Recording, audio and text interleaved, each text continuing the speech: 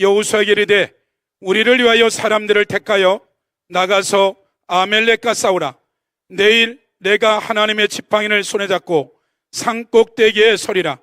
여호수아가 모세에게 말한 말대로 행하여 아멜렉과 싸우고 모세와 아론과 홀은 산 꼭대기에 올라가서 모세가 손을 들며 이스라엘이 이기고 손을 내리면 아멜렉이 이더니 모세의 팔이 피곤하며 그들이 돌을 가져다가 모세 아래에 놓고 그가 그에 앉게하고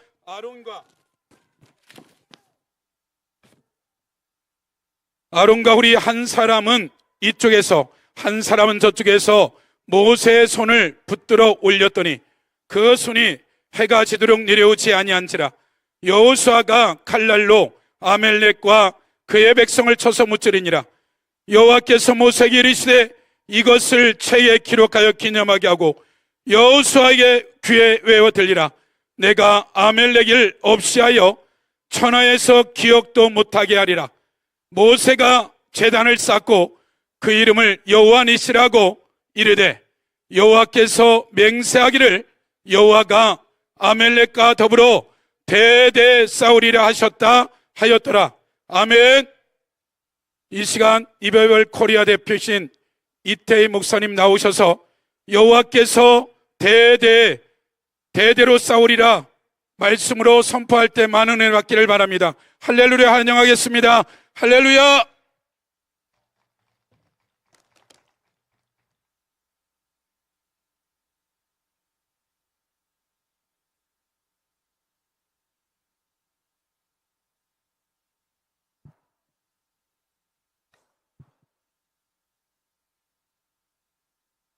안녕하세요. 반갑습니다. 오늘 우리 리바이벌 코리아 미스바 광장기도에 오신 여러분 진심으로 다시 한번 축복하고 환영합니다. 오늘 정말 이 나라와 민족을 위해서 우리가 함께 한마음 한뜻으로 전심으로 하나님을 향하는 오늘 이 기도회가 되기를 다시 한번 예수님의 이름으로 기도하고 또 축복합니다. 저는 오늘 여호와께서 대대로 싸우시리로다 라는 제목의 말씀으로 함께 나누도록 하겠습니다.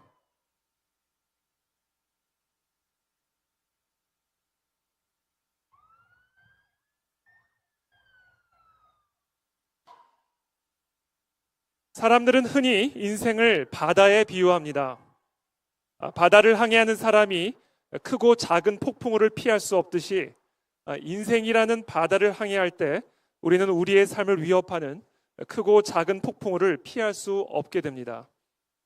인생이라고 하는 바다를 항해하면서 폭풍우가 없기를 바라는 것은 마치 바다에 빠진 사람이 자신의 몸에 물이 묻지 않기를 바라는 것처럼 부질없는 생각입니다.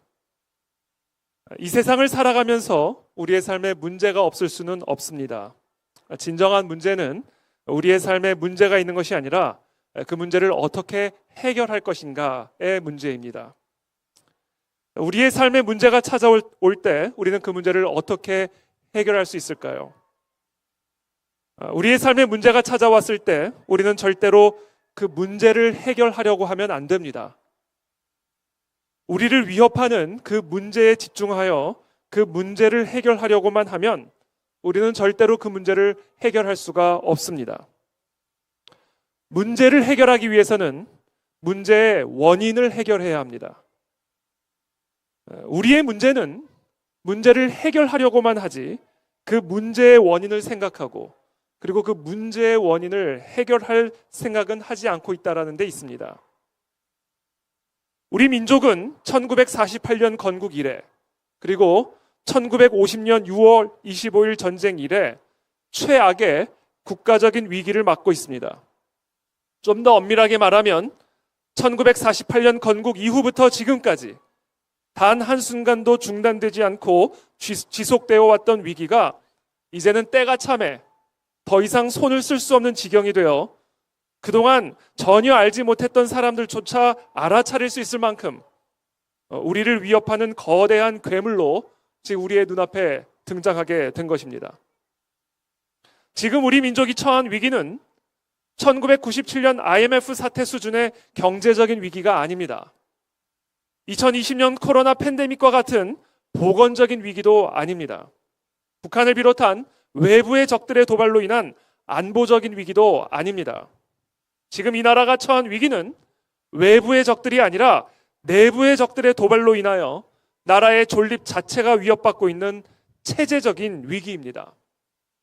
우리 민족에게 어떤 위기가 불어닥친다 해도 대한민국의 자유민주주의 체제만 견고하게 서 있다면 우리는 그 모든 위기들을 넉넉히 극복할 수 있는 저력을 갖고 있는 민족입니다. 그러나 지금 이 민족이 겪고 있는 위기는 그런 위기들이 아닙니다. 대한민국의 체제 자체를 위협하는 체제 위기라는 사실에 지금 현재 우리가 안고 있는 문제의 심각성이 있는 것입니다. 이런 위기 속에서 많은 사람들이 지금 대한민국의 위기를 해결하기 위한 해결책으로 국민 통합을 이야기하고 있습니다. 그러나 사람들이 주장하고 있는 그런 국민 통합은 현재 대한민국에서 가능하지 않을 뿐 아니라 바람직하지도 않습니다. 일품 요리와 음식물 쓰레기가 통합하면 음식물 쓰레기가 일품 요리가 되는 것이 아니라 일품 요리가 음식물 쓰레기가 되는 것입니다. 대한민국은 일품 요리요, 공산주의는 음식물 쓰레기입니다. 이 둘은 통합될 수도 없고 통합되어서도 안 됩니다. 그와 같은 통합은 공산주의를 살리는 길이요, 대한민국을 죽이는 길이기 때문입니다. 대한민국은 하나가 되어야 합니다. 그러나 공산주의로 통합할 수는 없습니다. 자유민주주의로 통합되어야 합니다. 대한민국은 불의한 재판관이 다스리는 무법천지가 아니라 공의가 강같이 흐르는 정의로운 법치국가로 통합되어야 합니다. 대한민국은 대한민국과 열방의 구원자 되신 예수 그리스도로 통합되어야 하고 온 세상을 창조하신 만군의 여호와 하나님의 말씀으로 통합되어야 할 줄로 믿습니다. 바로 그것이 우리가 꿈꾸는 거룩한 대한민국이요, 그리고 그것이 바로 우리가 꿈꾸는 위대한 통일한국의 비전입니다. 윤석열 대통령이 파면되어 이제 관저를 떠나 사저로 귀환했습니다. 많은 분들이 기뻐하는 사람들도 있지만 많은 분들은 슬퍼하고 계십니다. 그러나 윤석열 대통령이 파면이 되었든 아니면 복귀를 하였든 12.3 계엄을 시작으로 이러나 저러나 전쟁은 이제부터가 시작입니다. 그리고 그 전쟁은 바로 공산주의와의 전쟁입니다. 그나마 12.3 계엄 때문에 대한민국의 현실을 제대로 볼 수 있게 된 계몽된 국민들과 함께 이 공산주의와의 전쟁을 시작이라도 할 수 있게 된 점은 우리에게 진정한 축복이라고 저는 생각합니다. 이것은 피할 수 없는 전쟁이요, 피해서도 안 되는 전쟁입니다. 그리고 이것이 지금 대한민국이 처한 위기의 본질인 것입니다. 교회는 세상의 소금이요, 세상의 빛입니다. 이 세상의 운명, 이 민족의 운명은 정치가들에게 달려있는 것처럼 보이지만 아닙니다. 한국교회, 저와 여러분들에게 달려있는 것입니다. 저와 여러분들에게 특별한 능력이 있어서가 아닙니다. 한국교회의 머리 되신 예수 그리스도, 온 하늘과 땅의 모든 권세를 갖고 계신 우리 주 예수 그리스도께서 한국교회의 머리가 되시기 때문입니다. 그러므로 대한민국은 다시 일어서게 될 것입니다. 대한민국은 다시 살아나게 될 것입니다. 대한민국은 일어나 빛을 발하게 될 것입니다. 대한민국을 집어삼키려는 모든 공산주의자들과 공산주의의 영들은 한국교회의 머리 되신 예수 그리스도의 이름으로 떠나갈지어다. 무너지게 될지어다. 우리 하나님은 역전의 하나님이십니다. 99번을 지다가도 마지막 한 번을 이기게 하심으로써 모든 전세를 뒤집으실 수 있는 전능하신 하나님이 바로 우리 하나님이십니다. 그리고 우리는 그와 같은 하나님의 자녀들이요, 하나님의 백성들입니다. 자, 그렇다면 이와 같은 체제 전쟁 속에서 한국 교회와 그리스도인들은 무엇을 어떻게 해야 할까요? 문제를 해결하려고만 할 것이 아니라 문제의 원인을 해결하는 일에 우리의 모든 총력을 기울여야 합니다. 이스라엘을 통치했던 솔로몬 왕은 자신이 일국의 왕으로서 한 나라를 다스리면서 깨닫게 된 아주 중요한 문제 해결의 원리 하나를 우리들에게 가르쳐주고 계십니다. 잠언서 1장 7절의 말씀입니다. 여호와를 경외하는 것이 지식의 근본이거늘 미련한 자는 지혜와 훈계를 멸시하느니라. 이 말씀이 무슨 말씀입니까? 모든 문제 해결의 근본은 바로 여호와를 경외하는 일에 있다라는 것입니다.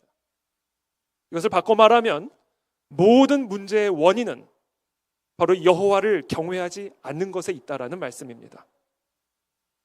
우리의 삶에 일어나는 모든 문제의 원인은 하나님의 백성이 하나님을 두려워하지 않는 그 마음에 있는 것입니다. 그러므로 모든 문제 해결책은 의외로 단순합니다. 저와 여러분들의 마음속에 만군의 여호와 하나님을 두려워하는 마음을 다시 회복하는 것입니다. 그것만이 유일한 해결책입니다. 왜냐하면 하나님이 우리의 해결책이시기 때문에 그렇습니다. 자, 그렇다면 여호와 하나님을 두려워한다는 것은 무엇을 의미합니까? 오직 여호와 하나님만을 의지한다는 것을 의미합니다.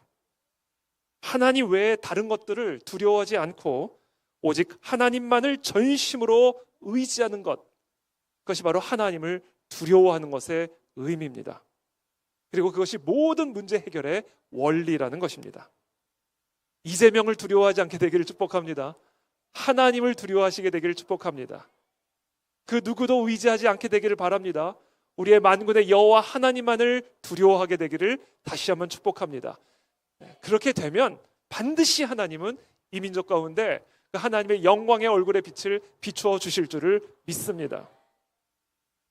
느부갓네살 왕은 하나님을 전혀 두려워하지 않는 바벨론 제국의 왕이었습니다. 자기 스스로를 하나님이라 참칭하며 자신의 금신상 외에 다른 신들 앞에 절하는 자들을 맹렬히 타는 풀무불 가운데 던져버렸던 최악의 독재자였습니다. 그러던 어느 날 느부갓네살에게 갑작스러운 재앙이 임했습니다. 왕실에서 살던 그가 왕실에서 쫓겨나 숲속에서 살게 되었고 왕궁의 진수성찬 대신 소처럼 풀을 뜯어먹게 되었으며 그의 몸은 최고로 값비싼 비단옷 대신 하늘 이슬에 젖은 몸이 되어버렸습니다. 그의 머리 위에 씌어졌던 화려한 왕관은 사라지고 그 대신 그의 머리털은 독수리 털과 같이 자랐으며 손톱은 새 발톱처럼 자라나게 되었습니다. 도대체 느부갓네살 왕에게 왜 이런 재앙이 임하게 된 것일까요? 이 모든 위기의 원인이 무엇이었을까요? 다니엘서는 당시 상황을 우리들에게 이렇게 기록하고 있습니다. 12달이 지난 후에 내가 바벨론 왕궁 지붕에 거닐세. 느부갓네살의 고백입니다. 나 왕이 말하여 이르되 이 큰 바벨론은 내가 능력과 권세로 건설하여 나의 도성으로 삼고 이것으로 내 위엄의 영광을 나타낸 것이 아니냐 하였더니 이 말이 아직도 나 왕의 입에 있을 때에 하늘에서 소리가 내려 이르되 느부갓네살 왕아 네게 말하노니 나라의 왕위가 네게서 떠났느니라. 네가 사람에게서 쫓겨나서 들짐승과 함께 살면서 소처럼 풀을 먹을 것이요 이와 같이 7대를 지내서 지극히 높으신 이가 사람의 나라를 다스리시며 자기의 뜻대로 그것을 누구에게든지 주시는 줄을 알기까지 이르리라 하더라. 그 기한이 참에 나 느부갓네살이 하늘을 우러러 보았더니 내 총명이 다시 내게로 돌아온지라. 이에 내가 지극히 높으신 이에게 감사하며 영생하시는 이를 찬양하고 경배하였나니 그 권세는 영원한 권세요 그 나라는 대대에 이르리로다. 땅의 모든 사람들을 없는 것 같이 여기시며 하늘의 군대에게든지 땅의 사람에게든지 그는 자기 뜻대로 행하시나니 그의 손을 금하든지 혹시 이르기를 네가 무엇을 하느냐고 할 자가 아무도 없도다. 그때에 내 총명이 내게로 돌아왔고 또 내 나라의 영광에 대하여도 내 위엄과 광명이 내게로 돌아왔고 또 나의 모사들과 관원들이 내게 찾아오니 내가 내 나라에서 다시 세움을 받고 또 지극한 위세가 내게 더하였느니라. 그러므로 지금 나 느부갓네살은 하늘의 왕을 찬양하며 칭송하며 경배하노니 그의 일이 다 진실하고 그의 행하심이 의로우심으로 교만하게 행하는 자를 그가 능히 낮추심이라. 아멘. 이것이 바로 느부갓네살의 깨달음이었습니다. 여호와를 경외하는 것, 그것이 모든 총명과 지혜와 지식의 출발점이 되는 것입니다. 그리고 그것이 우리의 모든 삶의 문제의 해결책이라는 사실입니다. 하나님께서 400년 동안 애굽의 노예로 살아가던 이스라엘 백성들을 구원해 주셨습니다. 우리가 잘 알다시피 이스라엘 백성들이 애굽의 압제로부터 해방되는 과정은 순탄치 않았습니다. 그 땅에 10가지의 재앙이 임했고, 특별히 10번째 재앙은 애굽의 모든 사람들과 동물들의 장자가 죽임을 당하게 되는 그런 재앙이었습니다. 그러나 하나님의 명령대로 어린 양의 피를 진문설주에 바른 이스라엘 백성들의 장자들은 하나님의 구원을 받게 되었습니다. 이 모든 재앙을 통해 하나님께서 이스라엘 백성들에게 가르쳐 주고자 하셨던 것은 무엇일까요? 나 외에 다른 신은 없느니라 였습니다. 애굽에 내린 10가지 재앙은 모두 애굽 사람들이 섬기고 의지했던 애굽의 신들이었습니다. 특별히 바로의 장자는 애굽 사람들에게는 하나님의 아들이었습니다. 바로 그 자칭 하나님의 아들을 여호와 하나님께서 치신 것입니다. 하나님은 이 모든 재앙을 통해 하나님 외에는 다른 신이 없음을 가르쳐 주고자 하셨던 것입니다. 그렇게 바로의 손에서 벗어난 이스라엘 백성들을 하나님께서는 홍해 바다로 인도하셨습니다. 그리고는 바로의 마음을 다시 돌이키셔서 이스라엘을 추격하게 하셨습니다. 이제 이스라엘 백성들은 앞으로 갈 수도 없고 뒤로 갈 수도 없는 진퇴양난의 위기에 빠졌습니다. 바로 그때 두려워 떨고 있는 이스라엘 백성들을 향하여 하나님께서는 다음과 같이 말씀하셨습니다. 너희는 두려워하지 말고 가만히 서서 여호와께서 오늘 너희를 위해 행하시는 구원을 보라. 너희가 오늘 본 애굽 사람을 영원히 다시 보지 아니하리라. 여호와께서 너희를 위하여 싸우시리니 너희는 가만히 있을지니라. 하나님께서 이 모든 상황들을 허락하신 이유가 무엇입니까? 이런 진퇴양난의 위기 속에서도 애굽 사람을 두려워하지 말고 우리를 위해 싸우시는 하나님만을 두려워하는 법을 가르쳐 주시기 위함이었습니다. 모든 전쟁은 말과 병거에 달린 것이 아니라 오직 여호와 하나님 한 분에게만 달려있음을 가르쳐 주기 위한 것이었습니다. 바다 한가운데서 마른 땅을 밟고 홍해를 건넌 이스라엘 백성들, 이제 그들은 마침내 그들이 정복해야 할 젖과 꿀이 흐르는 약속의 땅 앞에 서게 되었습니다. 그때 하나님은 각 지파별로 대표를 세워 12명의 정탐꾼을 가나안 땅에 들여보낼 것을 명령하십니다. 그렇게 40일 동안 그 땅을 정탐하고 돌아온 12명의 정탐꾼들 가운데 10명의 정탐꾼들은 이스라엘 백성에게 다음과 같이 보고했습니다.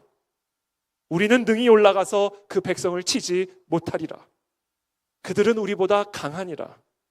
우리가 두루다니며 정탐한 땅의 모든 백성들은 신장이 장대한 자들이며 거기서 네피림 후손인 아낙 자손의 거인들을 보았나니 우리는 스스로 보기에도 메뚜기 같으니 그들이 보기에도 그와 같았을 것이니라. 그와 같은 보고를 듣고 있던 여호수아와 갈렙이 자신의 옷을 찢으며 다음과 같이 이스라엘 백성들에게 소리쳤습니다. 우리가 두루다니며 정탐한 땅은 심히 아름다운 땅이라. 여호와께서 우리를 기뻐하시면 우리를 그 땅으로 인도하여 들이시고 그 땅을 우리에게 주시리라. 다만 여호와를 거역하지는 말라. 또 그 땅 백성을 두려워하지 말라. 그들은 우리의 먹이라. 그들의 보호자는 그들에게서 떠났고 여호와는 우리와 함께 하시느니라. 그들을 두려워하지 말라. 결국 10명의 정탐꾼과 그들의 말에 선동당한 이스라엘 백성들은 다 광야에서 멸절당했고 그들의 자녀 세대들과 함께 여호수아와 갈렙만이 젖과 꿀이 흐르는 약속의 땅에 들어가게 되었습니다. 이 모든 역사적 사례들이 우리에게 가르쳐주고 있는 바가 무엇입니까? 사람을 두려워하지 말라는 것입니다. 권력자를 두려워하지 말라는 것입니다. 여호와 하나님만을 두려워하라는 것입니다. 사람을 의지하지 말고 여호와 하나님만을 의지하라는 것입니다. 이 땅에 여론을 움직이시는 분은 사람이 아니라 하나님이십니다.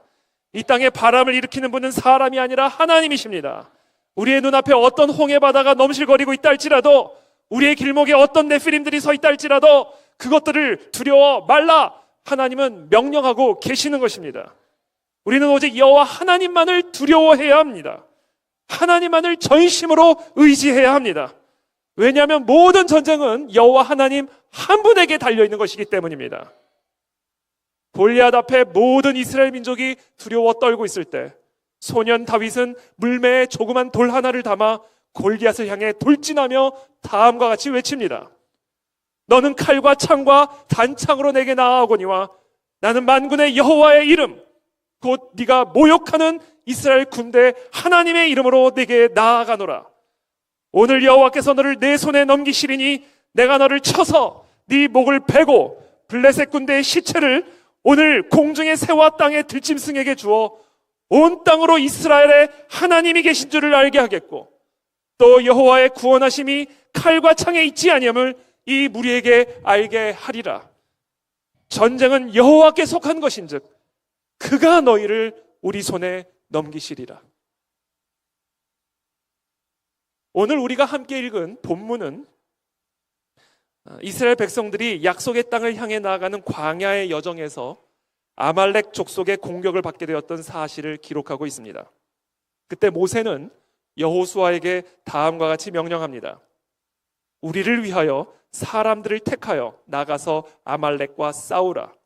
내일 내가 하나님의 지팡이를 손에 잡고 산 꼭대기에 서리라. 여호수아는 모세의 말대로 순종하여 사람들을 데리고 나아가 아말렉과 싸우고 모세와 아론과 훌은 산 꼭대기에 올라가서 하나님께 두 손을 들고 기도하기 시작합니다. 그때 모세가 손을 들면 이스라엘이 이기고 그러나 손을 내리기 시작하면 아말렉이 이기게 되는 것을 보고는 아론과 훌이 모세의 피곤한 팔을 붙들어 내려오지 않게 하기 위해 한 사람은 오른쪽에서 또 다른 한 사람은 왼쪽에서 모세의 손을 붙들어 올림으로 모세의 손이 해가 지도록 내려오지 않게 했습니다. 그렇게 함으로써 결국 여호수아와 그의 군사들은 아말렉과의 전쟁에서 승리할 수가 있었습니다. 하나님께서는 모세에게 명령하셔서 이 모든 역사들을 기록하여 이스라엘 백성들이 오늘의 이 역사를 항상 기억하게 할 것을 명령하십니다. 그리고는 그곳에 제단을 쌓고 그 제단의 이름을 여호와 니시라 명명하게 하십니다. 여호와께서 대대로 싸우시리라. 그것이 바로 여호와 니시이십니다. 리바이벌 코리아 미스바 광장 기도에 모인 저와 여러분들이 바로 모세와 아론과 훌입니다. 저와 여러분들이 사람을 두려워하지 않고 네피림과 골리앗을 두려워하지 않고 그 어떤 정치 권력자도 두려워하지 않고 그리고 또 어떤 정치 권력자도 하나님처럼 의지하지 않고 오직 여호와 하나님만을 두려워하며 우리의 마음과 두 손을 오직 하나님 한 분께로만 향하게 할 때, 그리고 우리의 이 두 손을 내려오지 않게 할 때 하나님은 우리에게 반드시 승리를 주실 줄을 믿습니다. 지금 이 시간에도 행정부에서, 입법부에서, 사법부에서, 언론기관에서, 그리고 광장에서, 유튜브 카메라 앞에서 이 땅을 집어삼키려고 하는 아말렉 족속들과 치열한 전투를 벌이고 있는 수많은 여호수아와 그 군사들을 위해 우리의 두 손을 하나님께로 향하게 하십시다. 그리고 이 두 손이 내려오지 않게 하십시다. 우리 모두가 서로가 서로에게 모세가 되고 아론과 훌이 되어 주기를 기도합니다. 여호와 니시, 여호와께서 우리를 위하여 대대로 싸우시리로다. 우리에게 승리를 주실 하나님께 모든 감사와 영광을 올려드립니다. 감사와 영광의 박수로 하나님께 모든 영광을 올려드립니다. 할렐루야. 주님을 찬양합니다.